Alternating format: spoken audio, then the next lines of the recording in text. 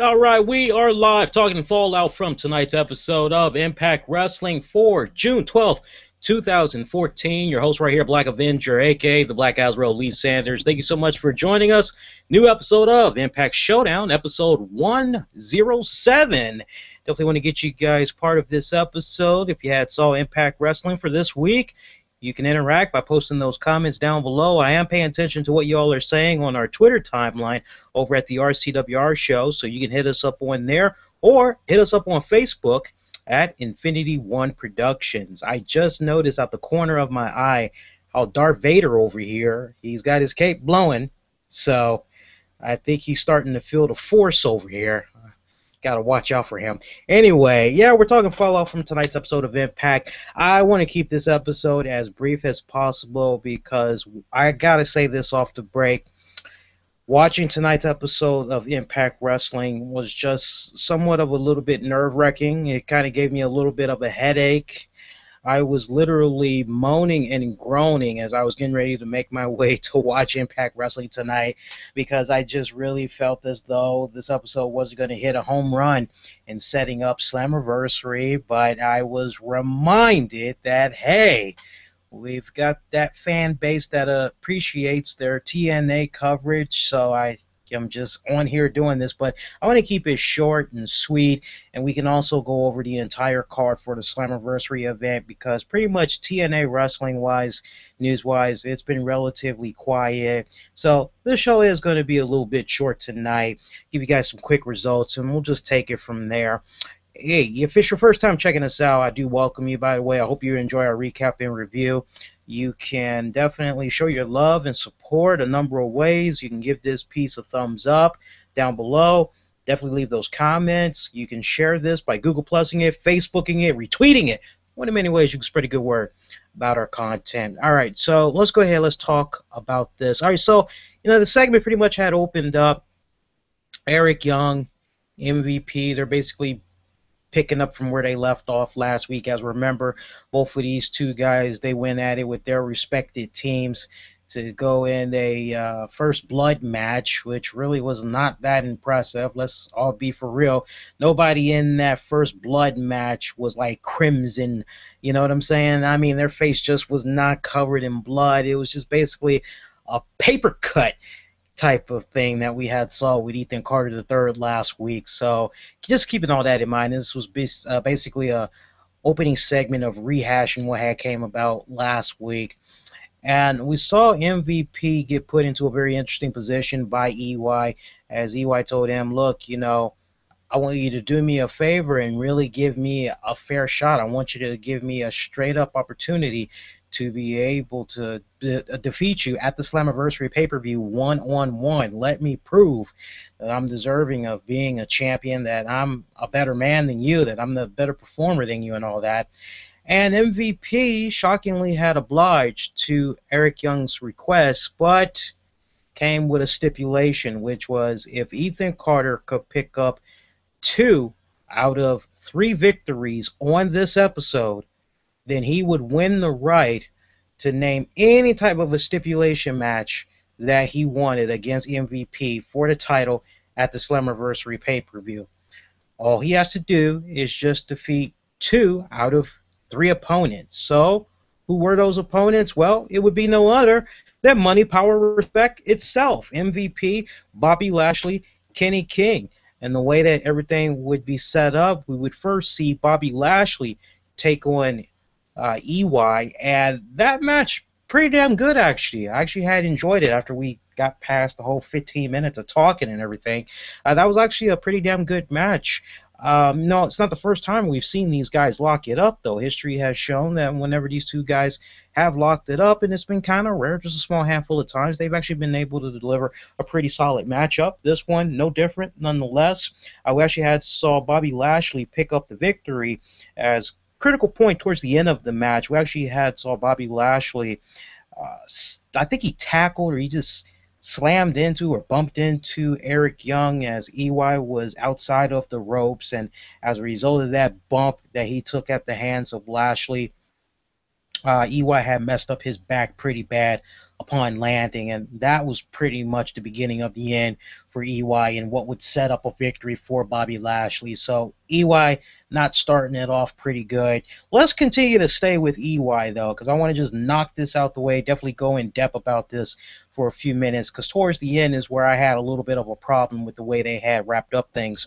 As we saw from there later on in the night, EY would have a match against Kenny King, of which he would win. I mean, this was really a no-brainer right here, or was it? Kind of makes you wonder right there. But we saw Eric Young advance, so at this point, he now has one win, so that means he definitely needs to win this third match coming up against MVP if he wants to get that stipulation and all that. Leading up to this match, we actually had saw Brian Hebner talk to MVP in the backstage area. Not really sure what was being said, but you could kind of put two and two together as MVP was trying to make sure that Brian was definitely going to be doing MVP's bidding and all that. Let's go to that main event match, because that's pretty much what had closed out tonight's episode of Impact Wrestling. As we had saw the match between EY and MVP. You knew that there was going to be some type of drama going on leading up into this match. The only question was, what exactly was it going to be? As I was kind of watching everything play out, I'm saying to myself, well, maybe they're going to go on ahead and maybe they're going to have Eric Young get jumped. And sure enough, that's exactly what happened. MVP came out first. Then we saw EY. EY actually had got attacked by Bobby Lashley and Kenny King. And Brian Hebner, under very strict instructions, as MVP told him, look, I don't want anybody to interfere in this match. You know, once the bell rings, that's it. There should be no interference from anybody. Well, the bell did not ring as Eric Young was making his way down the ramp, as we had saw Lashley and King jump him. So everything was legit. But, you know, as I was seeing all this pan out, I couldn't help but say to myself, where the hell is Austin Aries? Where the hell is Bully Ray? Where the hell is Bully Ray, Austin Aries, Samoa Joe? It's like, where are these three guys? Because last week they had EY's back to some extent. Why aren't they out here now trying to help? I mean, at least can we see Samoa Joe come out? Because we would find out later on in the night that Samoa Joe has a match against Bobby Lashley at Sunday Slammiversary. So it's kind of like, well, wait a minute, what exactly is going on right here? This doesn't quite make any sense. And then you think about the other match that's going to be coming about from Slammiversary, as we're going to be seeing Austin Aries take on Kenny King. So then you're also kind of saying, well, wait a minute, where's Austin Aries? Because at this point, all the matches had been announced for Slammiversary. So I really had a hard time processing that, because it just didn't make sense to me that last week we saw all these guys and it looked like they were working in great harmony, and then next week it's kind of like, well, F you got your own problems, I got my own. So I just thought that was really, really weird. And then of all the stipulations that Eric Young put out there, because Eric Young in the end, and I don't think this would be a no-brainer to anybody, because the end result, we actually saw MVP take a steel chair and he just started going to the body of Eric Young with it. Referee had no choice but to throw the match out, disqualify MVP, give the victory to EY. And as we see Money, Power, Respect enjoying what they had did to Eric Young, MVP saying, hey, look, man, you got the championship right now, but when it comes Sunday, it's going to be mine. Nothing you can do about it. See you at Slammiversary. We're thinking the Tonight Show is going to go off that way as it's setting up the pay-per-view, but instead we see Eric Young grab the microphone that was conveniently near his face and say to MVP, well, wait a minute, I won. Just want to let you know that the stipulation for the match we're going to be having for the TNA Championship, it's going to be contested inside of a steel cage. So just wait a minute here, guys. So of all the stipulations you could put out there, you go with a steel cage match. I don't know about you, but I would have added some other type of stipulation. And I don't know, I'll give Eric Young and TNA the benefit of the doubt, because as soon as I heard Steel Cage, I just started getting myself together to come on live here. So maybe something else was added to it and everything. But I would have expected, of all the stipulations one could put out there, you can have any type of stipulation for your match for the TNA World Heavyweight Championship. I would think that with that type of power, you would basically go, okay, so MVP, here's the deal. Here's the stipulation for this match that you and me are going to be having for the TNA World Heavyweight Championship at Slammiversary. I tell you what, MVP, if you are not able to defeat me and become the TNA World Heavyweight Champion, then, my friend, you are done as the Director of Operations of TNA. Sayonara, nice to know you. You, your flunkies, you guys are gone. That's like the stipulation that I would come up. I mean, let's be for real. If you've had this stable that has been running the shots for the past several weeks, just basically been doing it any way they want it, however they want it, whenever they want it, and they're throwing their weight around like that, and you have a golden opportunity to not only be able to stick it to the guy that's been screwing you and other good people in the TNA promotion past several weeks, you finally get an opportunity, and the best thing that you can come up with is, oh, well, you know what? I want to have a steel cage match against you for the championship. You can name any stipulation, any match stipulation. Notice, they said any stipulation, any match stipulation. They didn't say anything about gimmick stipulation for your match, or you can have any type of match you want. The key words that they said, and I got to use TNA's words in the way they set it up with this whole, you can name your own stipulation. And they said you can name your own stipulation to this match. So I just kind of felt that TNA kind of dropped the ball a little bit right there with regards to this. Some of you may feel I'm being a little bit too critical. Yeah, it's okay to disagree, man, but I just really felt like of all the stipulations that could have been named, that's really the best you can come up with. Who's to say that Kenny King and Bobby Lashley isn't going to try to figure out some type of a way to interfere in this steel cage match? I mean, I just thought it was really silly. Let's talk about some more stuff that had come out from tonight's episode of Impact Wrestling. We saw another talking segment. You know, it wasn't as bad as far as the talking segments go as last week and the week before. It was actually kind of cut down a little bit. We saw Magnus cut a promo basically talking about how good it is to be back to his old self, and that basically all this time that he was in TNA, what we've been seeing of him over the years was basically him just operating to the beat of the drum to people in certain positions in TNA wrestling that wanted him to act and be a certain way. And that apparently no more is he going to be doing it, because praise Jesus, he's seen the light. And the light is good and the light is bright. And all he can do now is give praise to the Almighty. That was another segment that just really kind of... So all these years, apparently, you've just been drinking somebody's Kool-Aid. They've told you when to crap, and you crap, and they basically told you how to dress, and you dressed, and they told you how to talk, and you talk, and now all of a sudden, not because of teaming up with the Monster Abyss, not because you took out the Icon Sting, or you took out the phenomenal one AJ Styles, and you became the TNA World Heavyweight Champion. No, not those convenient positions that would kind of make you maybe start showing your true colors and everything. Not all that, no. It wouldn't be all of those things, right? It wouldn't be his affiliation from when he was, what was that, in World's Elite or whatever. It wouldn't be when he was in the Main Event Mafia. No, none of that. None of that matters, because it wasn't really him. We didn't really see the true Magnus.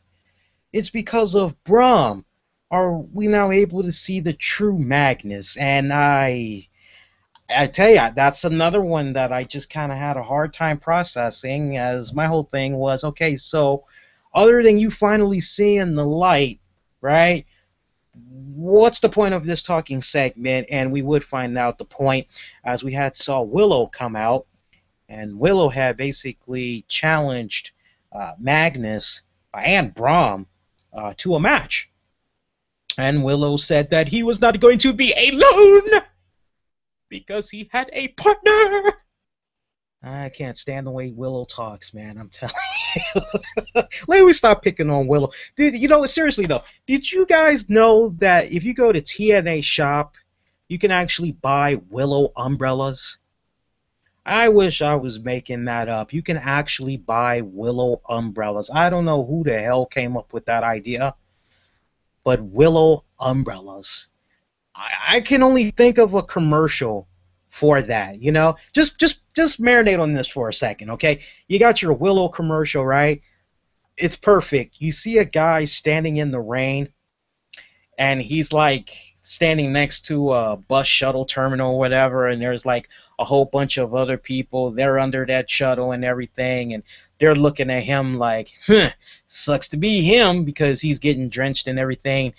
And Willow just comes up to him and he gives him an umbrella, one of his Willow style umbrellas, and he's like, "You look like you need this so you can stay dry." I mean, and then you just see the TNAshop.com, for the Willow umbrellas. But I don't know. I digress. No, we actually saw Willow decide to announce that his partner was gonna be the one and only. No, sorry, not V1. Nah, Matt Hardy.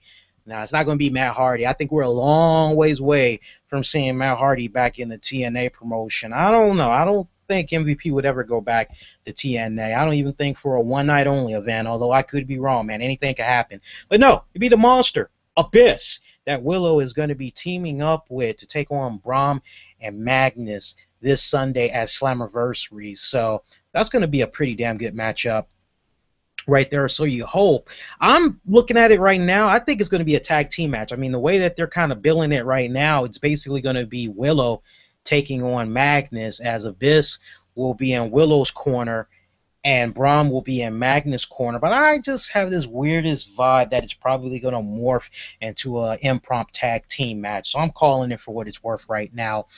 So that was pretty much that talking segment right there in a nutshell. Robbie E., he is still trying to take this whole knowledge of the fear of clowns that he has, as for some weird reason when he gets around Crazy Steve, he just loses control of himself. Robbie E. had a match against Nux, and this was pretty much similar to what we saw last week, and my attention span only went about maybe 3 minutes into this segment because it just seemed like it was dragging on with the music and the weird spots. I was actually doing something else when this was coming about, so I did not see this to its proper conclusion because it just went way too long for me. I really could enjoy it a little bit more if they kind of tone it down. They're dragging their segments out too much. Very unfortunate, too, because when the Menage a Trois at first came into TNA, I actually was for them. I thought it was going to be a very interesting stable. I don't know, man. It just seems like within the span of a month, they've just gone, and it's like I'm already tired of them. Only people I'm really interested in right now, Rob Terry, the Freak. And what keeps me sticking around for these segments that these guys are in is that cute little rebel chick. I love those splits that she does, man. I mean, man, you give me a hot woman with some nice long hair and you put her in some Daisy Dukes and you have her do all kinds of weird ass splits, man, you got my attention for as long as you keep that woman on the screen, but yeah, I didn't really see that much of that, so I can't really talk too much about that because it kind of bored the hell out of me. Speaking of boring the hell out of me, we saw another EC3 Rockstar Spud segment this go round. Had a little bit of sentimental value for checking out because we saw the beautiful and the lovely Brooke Tessmacher come back. And you know what? I am a sucker for Brooke Tessmacher. Oh, My God, I see that the time that she has been away has been very kind to her. She still has the hips and she still has the Magnifico, you know? And we saw Rockstar Spud, Ethan Carter III. They basically tried to tag team on Brooke and was talking about how cruel of a relationship that she was in with Bully Ray, because apparently this was supposed to be a segment where Brooke was going to tell all the dirty little secrets about Bully Ray and everything. And it was actually a pretty hilarious segment. I admit I did actually end up enjoying it, as Ethan Carter III, he was like, so talk about how Bully Ray was sleeping around on you with other women. And Brooke is like, oh no, he didn't do that with me. No, he was exclusive to me. And then Ethan Carter III was like, okay, well, talk about how when he was fed up with you, how he was tired of you, he tried to put you through a table.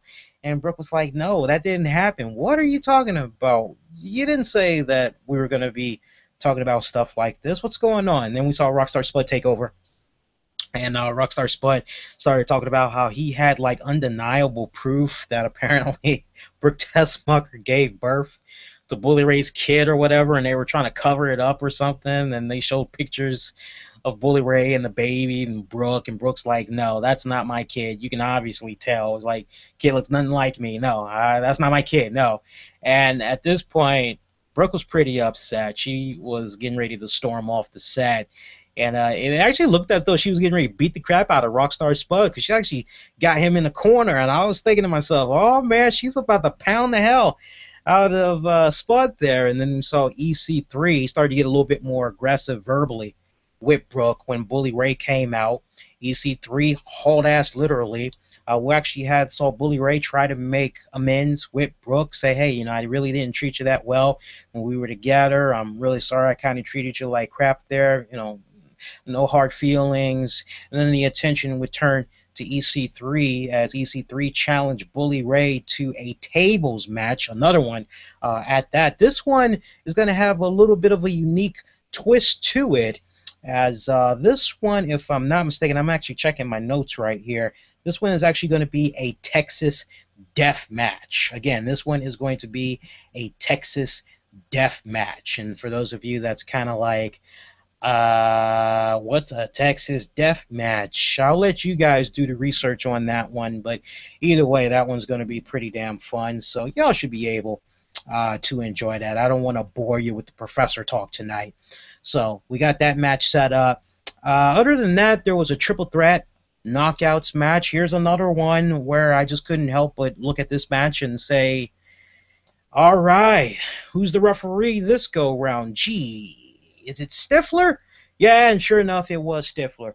Madison Rayne taking on Gail Kim, taking on the beautiful and the lovely Brittany. Is it just me, or is Brittany like the most smoking hot knockout, the hottest knockout in TNA wrestling right now? I mean, no disrespect to Velvet Sky, but you look at Brittany. Brittany is just oh so natural. You know what I'm saying? I mean, she just got that nice, good kind of country, homegrown type of natural look, just built in the right places, natural beauty, nicely shaped. Loving it, man, loving it. Good triple threat match that we saw right there. We actually saw the beautiful people at commentating, the commentating station with Mike Tenay, Taz. And at one point, we actually saw the beautiful people come on down the ringside. You knew what time it was, but you couldn't help but kind of say to yourself, okay, is this going to be the week that maybe Stifler kind of gets a little bit of common sense and he realizes that the beautiful people are trying to do a little bit of divide and distraction? Like, when is he going to start wising up? I mean, you would think that after about almost 2 months, this guy will finally start getting smart, and like as soon as he sees that these two girls are coming down, he goes, you're ejected. Get out of here, or else I'm going to fine you. You, same thing. Get out of here, or else I'm going to fine you. And we don't see that happen. It's just Stifler just always seems to be this blind-ass referee that, you know, I can't wait to see some type of an angle. I'm hoping an angle plays out where, like we said a couple of weeks ago, Stifler gets put on probation, by seeing a referee Earl Hebner because of how many matches that this guy is screwing up. And then to kind of echo on what some of you guys had said, hey, it would be great if maybe we saw a scenario play out where Taryn Terrell came on back in there and she started off as referee, kind of picking up right where she had left off before resuming singles competition and everything. But that was another one that I just really was like, really? Again with these silly shenanigans? And it was looking as though maybe Brittany was going to be the one to advance. As Velvet Sky, she had tried to spray her usual hairspray into the eyes of, I believe she was trying to spray it into Gail Kim, because in the end it was Gail Kim getting into a little bit of a scuffle with Brittany, but Brittany was actually the one that had caught the hairspray in the eyes, and Gail was able to pick up the win. So it looks like at Slammiversary, it's going to be Gail Kim taking on Angelina Love for the Knockouts title, as this Knockouts match was to determine a new #1 contender. So looking like it's shaping up to be pretty good right there. Other than that, boys and girls, believe it or not, we actually covered tonight's episode of Impact Wrestling. Yeah, so if you're keeping track at home, there was only about 4 matches, maybe 5 matches technically, total tonight. I thought the last 15 minutes they did a really decent build and hyping up Slammiversary, At the same time, I wish they would have put a little bit more emphasis on how important this Slammiversary event is.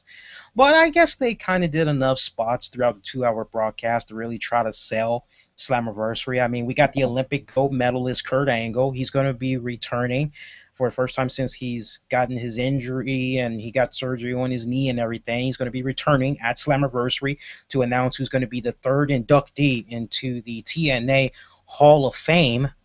You can't help but look at that and say, who is going to get that spot? Who's going to get that covenant spot and join Kurt Angle and the Icon Sting? Is it going to be Jeff Jarrett? The odds of Jeff Jarrett getting a nod, I just don't see it happening.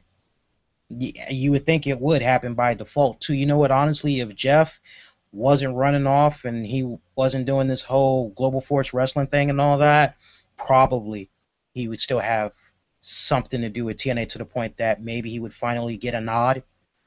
But I don't think it's ever going to happen. I think at this point, the only way Jeff Jarrett would get into the TNA Hall of Fame is if by luck he's able to buy back his company. Or somewhere down the line, TNA and Global Force, they are able to squash whatever previous beef or miscommunication, whatever, and they're able to start fresh, start a partnership. That's the only way I could probably see Jeff Jarrett going in. But no, it's not going to be Jeff Jarrett. Definitely not going to be Jerry Jarrett. Looking at the current roster right now, it damn sure ain't going to be AJ Styles. Damn sure ain't going to be Christopher Daniels. Roster's pretty thin when you really look at it. If I were to give an early projection, I think it could possibly be Samoa Joe. I think he's probably going to get the nod next year. If not Samoa Joe, I'm just looking and thinking about the current roster that's there right now. Wouldn't it be funny if the Monster Abyss had got the nod? That would be kind of cool. EY. He's a long shot. I think it might come down to Samoa Joe. We'll see. We'll see in due time. Let me know what you guys think. Who would you like to see be announced as 3rd inductee into the TNA Hall of Fame? Let me know. All right, speaking of Slammiversary, let's look over this Slammiversary card that's going to be coming up. A lot of good matches that's going to be happening. I'm not going to do or call that match edition on this episode because I did want to really keep this show short tonight. So let's just talk about the card itself, and we'll probably do a special call that match edition maybe before the weekend is out or something. I'm not sure right now because there's a lot I'm juggling right now, including a interview that we're going to be doing tomorrow. I'll give you guys a little bit of details on that in a little bit. All right, so we got Angelina Love taking on Gail Kim. Singles match for the TNA Knockouts Championship. We have Sonata defending his X Division championship against Manic, Tigre Uno, Crazy Steve, Eddie Edwards, and Davey Richards. That's actually going to be a damn good match. I'm looking at that one as the show stealer. Austin Aries is taking on Kenny King in a street fight. Mr. Anderson is taking on James Storm, just a regular match. As we mentioned earlier, Willow will be taking on Magnus, as Abyss will be in Willow's corner, Brahm will be in Magnus' corner. Samoa Joe is taking on Bobby Lashley, last man standing match. Making their TNA wrestling debut will be the Von Erichs, Marshall and Ross, with their dad, Kevin Von Erich, who they're going to be taking on to be determined. I wonder if maybe they might actually get the bromance in there. That'd be a good way to kick things off. Bully Ray will be taking on Ethan Carter III, who will probably have Rockstar Spud with him at ringside, as they're going to be getting it on in a Texas Death Style match. And for the TNA World Heavyweight Championship, it's going to be Eric Young taking on MVP in a steel cage match. So, I mean, on card, it looks like it's going to be pretty good. The one match I would definitely home in on, and we'll definitely talk about this more if we end up doing a Call That Match edition for Slammiversary, MVP versus Eric Young. Now, recently, and I read little transcript highlights of this, MVP recently did an interview on Chris Jericho's podcast, and he was talking about his knee injury. As we told you guys a couple of weeks ago, MVP was wrestling over in the UK for Preston City Wrestling, and he did something weird with his knee. Some MRIs got done and all that, and it's kind of looking as though he tore something in his knee and that he was probably going to be needing just a little bit of surgery. Now, he's gotten the surgery since then. He seems to be fine walking around now. Whether or not he's going to be at 100% come this Sunday, and that's actually going to be a live pay-per-view, not taped. We should stress that. It's going to be live. Can't help but wonder the status of MVP, if he's really going to be at 100%, or if something else is going to have to occur, where maybe we might see Kenny King and Bobby Lashley be involved to try to make this be a way where MVP doesn't have to do that much legwork. Who knows? Only time will tell when we get ready to see this pay-per-view event. But I remember MVP saying, you know, the match is still kind of on at this point, but we aren't really going to be sure until we actually get there the day of the event. So it sounds like they're kind of taking it on an hour to hour on a day-to-day basis right there. But that's the one match I would definitely be concerned with. Other than that, as far as TNA wrestling related news goes, I thought this was kind of interesting. It looks like there's going to be a member of the Dallas Cowboys that's going to be in attendance at Slammiversary. It looks like defensive end George Salvi is going to be on hand at the Slammiversary event, so that should be interesting. And oh yeah, it looks like also TNA has been promoting Rebel's return to the area, since she is a former Dallas Cowboys cheerleader. So for you guys out there that didn't know about that little background on her, now you understand why she's able to do all those splits so well. Get your minds out the gutter. Other than that, I thought this was interesting. Last time we were on the air with you guys, we were talking about the poor attendance numbers that had came about from a TNA house show in Bowie, Maryland. And for those of you that are not familiar with the Maryland area, I actually heard some of you pronounce it as Bowie. It's Bowie, Bowie, Maryland, okay? And, we were talking about that. If you guys didn't check out what we were saying, it's actually on our YouTube channel right now. You can actually go piggyback after you get done with this, check it out. But I definitely want to just share some of the comments that were coming in from you guys. You guys were very vocal. You had a lot to say about what was going on with this TNA house show event, not only on our respective channel, but we also got to show some love to the TV Tracks audience, as TV Tracks had actually picked up our discussion of the TNA house show event. And what I want to do, I want to start with the comments that had came in from our YouTube channel, and then we'll go to the Tracks channel. So first up, let's pull up just some of you guys' comments on what you had to say about the Maryland house shows. And if you didn't hear about this, I mean, it was originally reported that like less than 100 to maybe 300 people had showed up for this event, but since then, it actually turns out about 75 people had attended this TNA house show event in Bowie, Maryland. 75 paid customers. If it got up to 300, it was because TNA had basically said, hey, you stadium employees, y'all can come for free. Bring your friends, bring your family. You know, it's going to be fun. And that's pretty much what had happened. So if they did kind of get up to 300, that's why. It's because it was all filled with stadium employees. 75 paying customers went to this event. This is what some of you guys had to say. United Wargamer, Lee, didn't you know the Baltimore Orioles were playing that night, so everyone was at the game that day. We actually had a rebuttal that back, as I had said. Sorry, but it doesn't matter who came out that night. There's not that much impact in the world. During the summer, I get big time wrestling and other events here in Maryland come down my street with little promoting and resources TNA has, and they are able to do extremely well. They're able to make a great draw. If we're talking Maryland, which I know very well as I've lived here for many years, that's true, TNA is hardly to none has done promoting when they come up this way. Thus, the results they had got this past Friday. They had this problem last year when they were supposed to come up Salisbury, Maryland, and canceled when they couldn't sell enough tickets. Not sure how many of you were aware of that.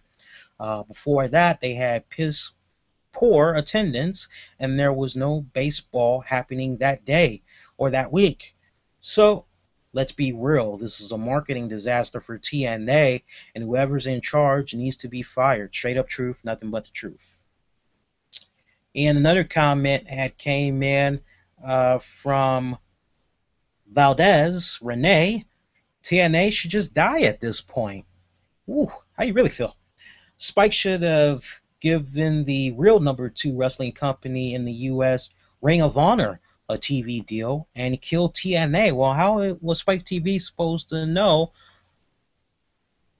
You know, what's the old saying? How was Spike TV supposed to know what they know now back then, as far as what was going to become of ROH? You know what I'm saying? Robert, we haven't heard from Robert in a good minute. Long time RCWR show fan. If you notice, ever since the fallout from Lockdown, when TNA decided not to give Samoa Joe the belt, and then they gave Eric Young the title, and then turned MVP, the ratings have been consistently down. Samoa Joe was the right man at the right moment. Eric Young title reign should have been poisonous. Are you saying that? Yeah, you are saying that right. Eric Young's title reign has been poisonous to TNA. As far as TNA attendance, someone must be fired for that shameful situation. TNA has been on primetime TV for more than 6 years, and they still don't have a clue about drawing people to their shows. By the way, when Jarrett was in charge of house shows, they did quite decent, and TNA had a reputation from great shows. I went to one in 2007, and we should point out, Robert, he really does not check out any other wrestling promotion. He is like straight up on TNA wrestling. He's been a diehard fan for many years. And so take what he's saying right there. If you don't really appreciate some of the things that I'm saying, definitely take what he's saying, because he's pretty much been there supporting the TNA product since day one. But even he can admit that there's some problems going on right there with that promotion that kind of makes you wonder what exactly is going on. I only want to read 2 more comments from our YouTube channel, and then we'll talk about the comments that came in from TV Tracks. So if we don't get to your comments, don't take it personal. I did try to go out of my way to respond to almost every single one of you that gave your thoughts on this matter. Cameron, I loved how blunt you were, and nothing you said was wrong. I gave up on TNA around 2008, right after Samoa Joe Booker T feud back in 04, 06. They had great talent and great matches, and I would get the pay-per-views over WWE shows without hesitation. Kind of sucks to see them in such a pathetic state, but they brought it on themselves with their Russo-tastic shows horrible management. Letting people like AJ Styles and Bad Influence go and bringing in people like that guy from the Ascension who got drunk and attacked a cop. Great signing there. And virtually no promotion. And one more comment. Our good pal Titus Machiavelli, in case you all don't know, Titus Machiavelli is coming on board in about less than 3 weeks as our new broadcast partner. It all begins at our Money in the Bank post show coming up on Sunday, June 29th. He had this to say: I've been hammered over the past year about my comments towards TNA. Things like this only go to prove my point. Lee, you hit it on the head. The problem is internal, Lee, and the way the company is structured, the internal problem cannot be removed. Let's go to what some of you guys had to say on TV tracks, as I did promise that we were going to give some of you all a nod because a lot of you guys had some really great things to say. One person that really stood out at me the most as I kept going back and forth with him is a man by the name of McGriffith, who is a seasoned wrestling fan, and he went way back with regards to what all was coming about, because I had basically said during the piece that, okay, for those of you that want to say, well, you know, TNA, they were doing this event basically out in Maryland or whatnot. You know, it's kind of hard to make a draw in Maryland.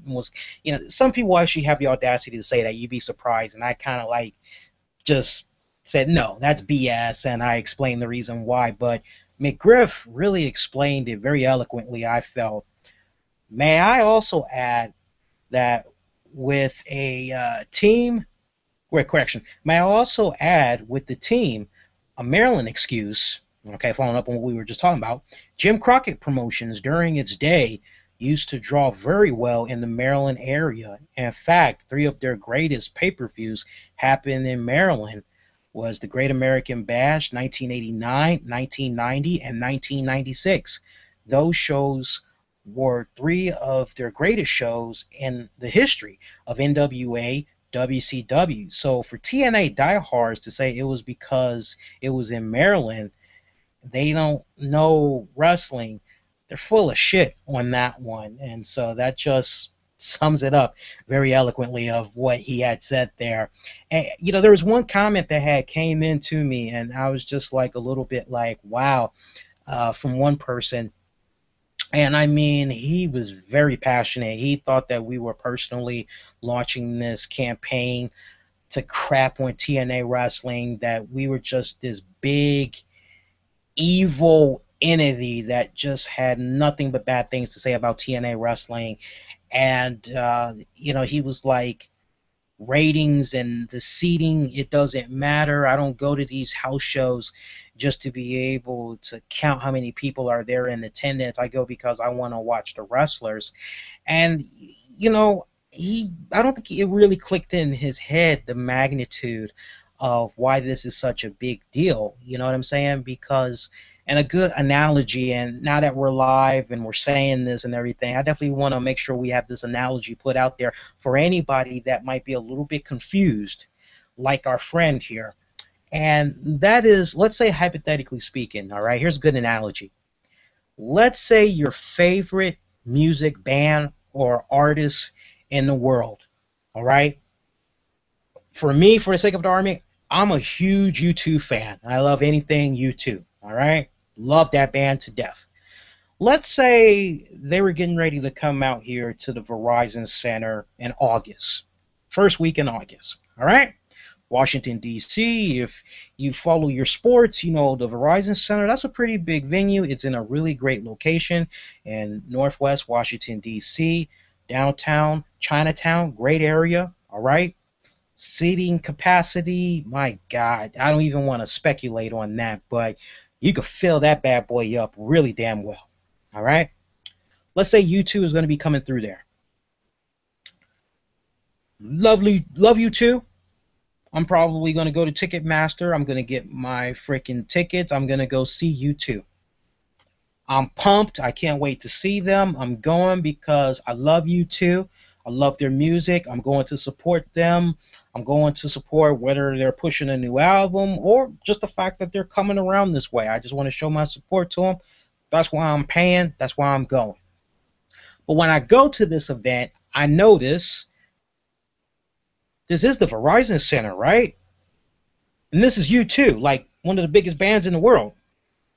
Okay, and we're in Washington, D.C. All right, so then why is there only like 30 people here at the Verizon Center to see U2 play? And the first thing that's probably going to come to your head is, okay, was enough advertising done? What exactly was going on with the PR team? Why is there only like 30 people here to see U2? We've heard U2 make little radio appearances, somewhat kind of talking about the event, but what exactly is going on here? Why is there only 30 people?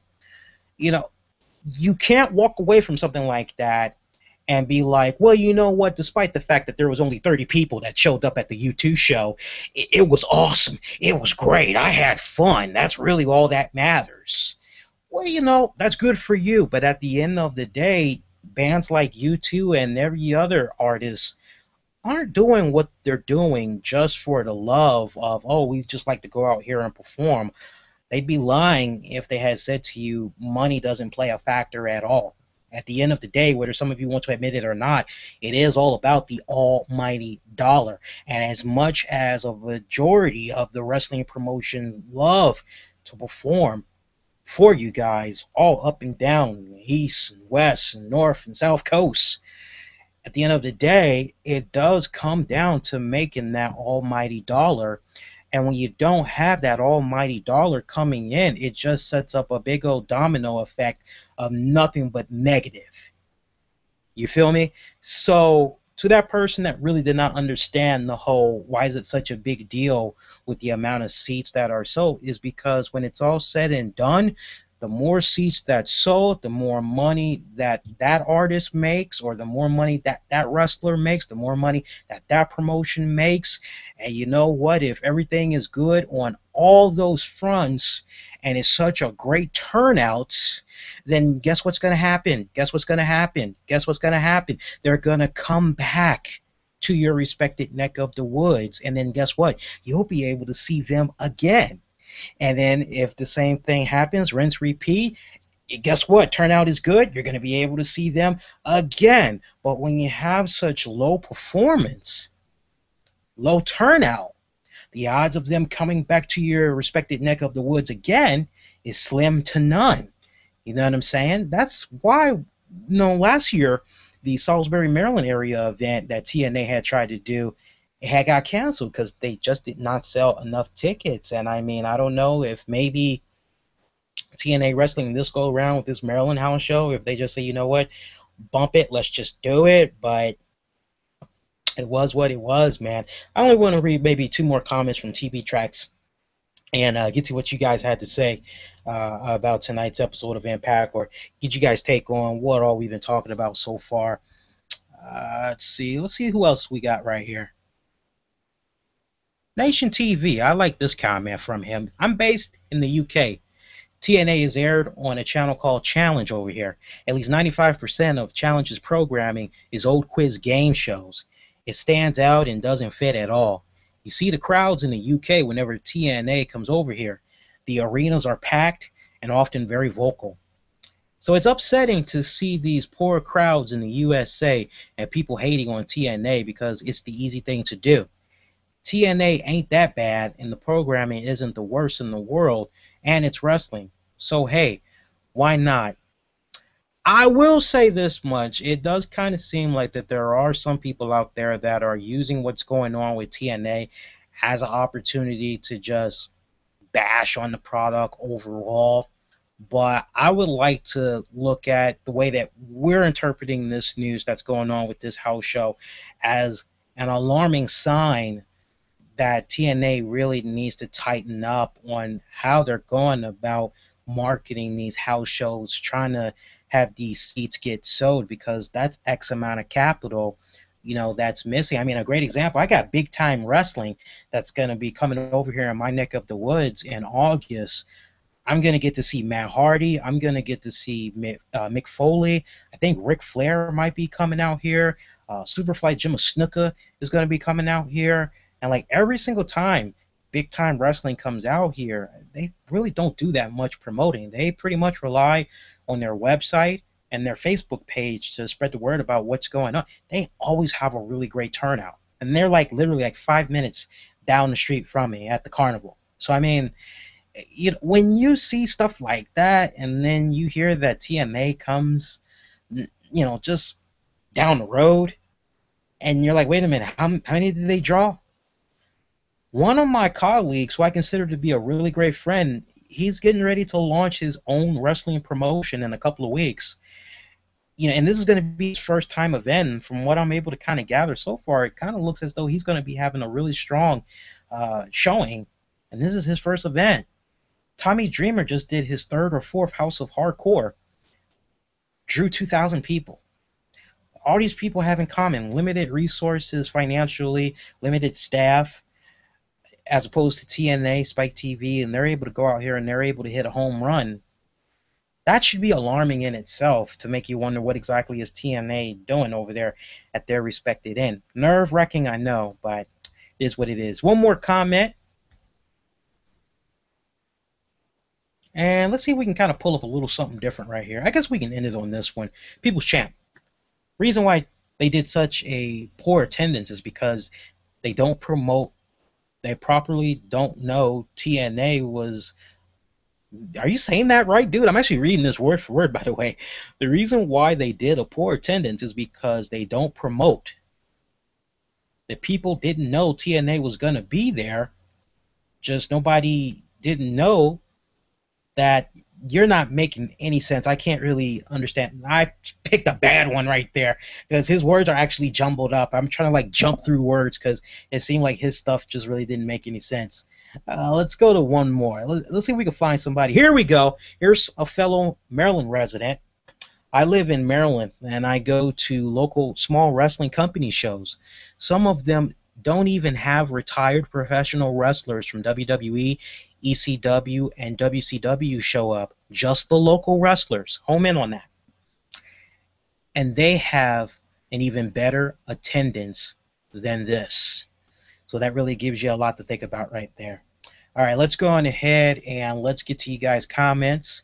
And let's see what you all have to say right here. This was supposed to be a short show tonight, but we actually ended up going into a little bit of overtime. I'm okay with that. I don't really mind. I think we're going to be able to keep this under an hour, so that's pretty good for me. And let's see what we got going on right here. Gamer, Mike Tenay, or Taz, for the TNA Hall of Fame. He would also follow that up with, Lee, are you sick of Willow? And they keep telling us Jeff Hardy's alter ego, Willow. All I want to know is, why did Jeff turn into Willow? It's like they're trying to book Willow like a new guy, but they keep bringing up the fact that he's Jeff Hardy. Yeah, I feel you on that. I feel you on that. Punisher!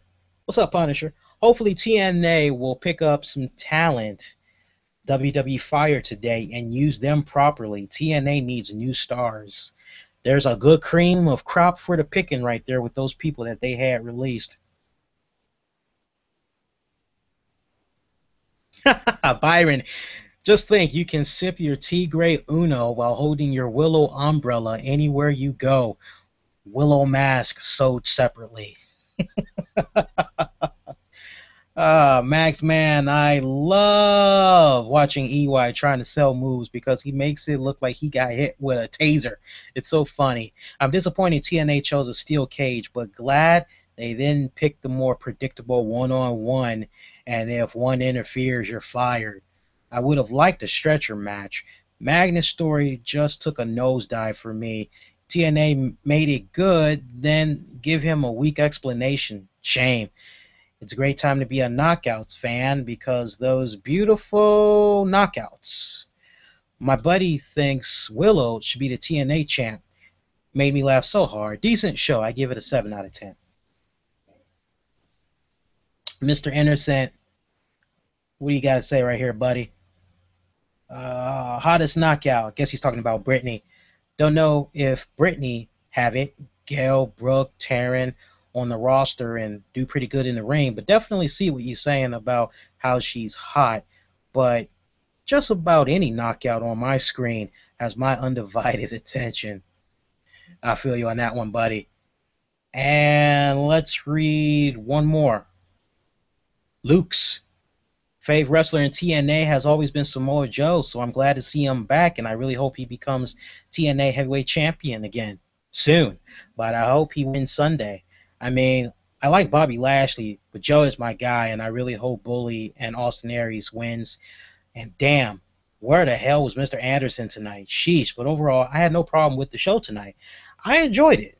And great show. I actually subscribed to your channel 2 weeks ago. So I'm new, but I enjoy this. So keep up the good work. Hey, appreciate that, man. And I hope we weren't like too critical on the TNA product this week. As I always try to tell you guys, I always try to give TNA praise when they're doing something right. And when I see that they're kind of doing something a little bit off, I get on them for it. I try to be as neutral as I can unless otherwise. But we continue to cover Impact Wrestling no matter if they have bad weeks or good weeks. We still keep doing our best to cover what's going on from the promotion. Speaking of WWE, because we kind of referenced it a little earlier, I can't tell you the name right now. You guys will just have to trust me on this one. But you know about the WWE releases that had came about today. Well, we're actually going to be talking with a couple of those people that got released all throughout this weekend, and you'll actually be able to hear those interviews coming up. It could be as early as before this weekend is out. If not, we're definitely going to make sure that y'all will be able to check it out this coming week. So I wish I could tell you some names right now, because there's actually going to be one person I'm going to be chatting it up with shortly. But if I tell you the name, I'm afraid that it's going to spread like wildfire. Then like other people are just going to be like latching on, trying to see if they can get their little interviews in and everything. But I can tell you this is going to be some exclusive stuff that I'm going to be doing. And what I can tell you is that we will be having a press release come about on who I'm going to be chatting it up with sometime in the late afternoon on... Actually, it's now Friday, June 13th. So later this afternoon, mid-afternoon, we're going to be putting some type of a tweet out. We're going to put a message on Facebook letting you know who I'm going to be chatting it up with. So if you're not following us on Twitter at the RCWR Show or Facebook at Infinity One Productions, make sure that you do, okay? And in the meantime, that is going to do it. One show in the books. We got another one to go. Programming note, there will not be a weekend edition of the RCWR Show. Instead, we'll be coming on this Sunday on YouTube and on Blog Talk with a special simulcast covering Fallout from TNA Slammiversary. So if you're going to be watching that event, I want to hear from you guys. It's that one time a month when it comes to the pay-per-views. We have every single form of interactions open, phone lines, all that. You'll be able to call in. Let me know what you thought about the pay-per-view. Make sure you represent. Join us for that simulcast post-show, as I love chatting it up with you guys on pay-per-view night Sundays. So, for all the very latest in wrestling news and beyond, Be Kind Rewind. We have episodes available here on YouTube. Great interviews that we've conducted over the past several weeks. Go check it out when you guys get a chance.